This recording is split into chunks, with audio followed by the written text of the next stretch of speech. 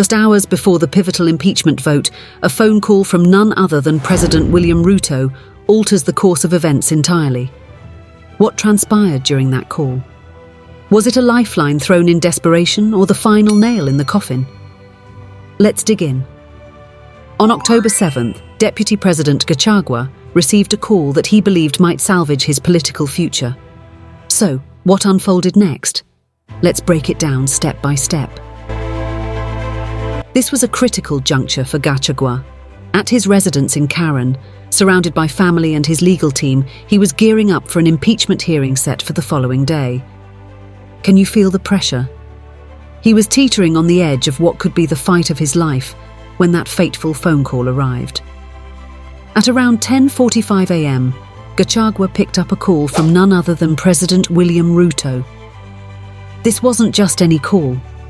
It came from a leader who hadn't reached out since their last encounter at Jomo Kenyatta International Airport back in July. That previous meeting ended on a sour note, making this call even more pivotal. Gachagua must have been a whirlwind of emotions, hoping for support from the president while fearing that this conversation might spiral into further complications. Now let's delve deeper into this scenario. Picture yourself in Gachagua's position thinking, "This is it. The president is reaching out to me. Perhaps he's going to reassure me that everything will be okay." But in a cruel twist of fate, that call lasted less than a minute and offered no comfort. Instead, it solidified Gachagua's worst fears. He was utterly on his own. Now, why was Gachagua feeling this way? Over the past few months, their relationship had soured, particularly with Gachagua's abrasive approach leading to estrangement from many MPs.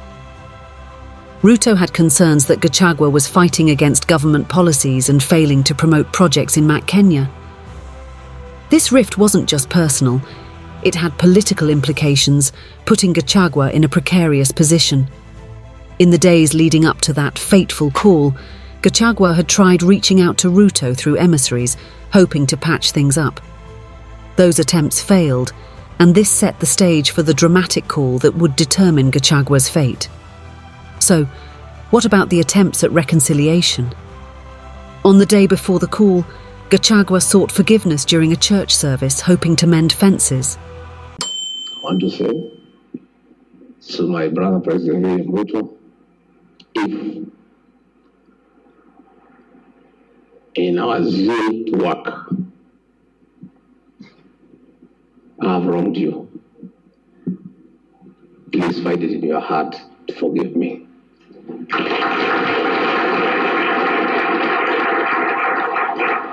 Meanwhile, President Ruto met with a group of religious leaders, including prominent bishops and church leaders, who were trying to broker peace between the two leaders. However, these efforts ultimately fell flat. Ruto reportedly told these bishops that Gachagua had alienated MPs, which painted a grim picture for the deputy president. It's fascinating to see how religious leaders often step into political arenas to mediate, but in this case, their influence didn't yield the desired results. Now let's talk about the impeachment itself. To defend the Deputy President Rigathi Gachagua. The National Assembly was preparing to vote on Gachagua's ouster, with 291 MPs already having signed the motion. The sense of urgency and tension was palpable. While Gachagua was trying to win back favour, the political tide was shifting against him. As the countdown to the impeachment proceeded, Gachagua's situation was becoming increasingly dire. Many MPs expressed their frustration over the way Gachagua had handled the Finance Bill 2024, feeling blindsided and unsupported. This sentiment among lawmakers only added to the pressure surrounding his position. And just when you thought things couldn't get more complex, the Seventh-day Adventist, SDA Church entered the fray, challenging the legality of the impeachment process. The church, with its large and influential following, became another avenue of resistance for Gachagua. Their involvement signals that Gachagua's camp is exploring all possible avenues to stop the impeachment, even if that means fighting in court. The SDA Church's role is intriguing here.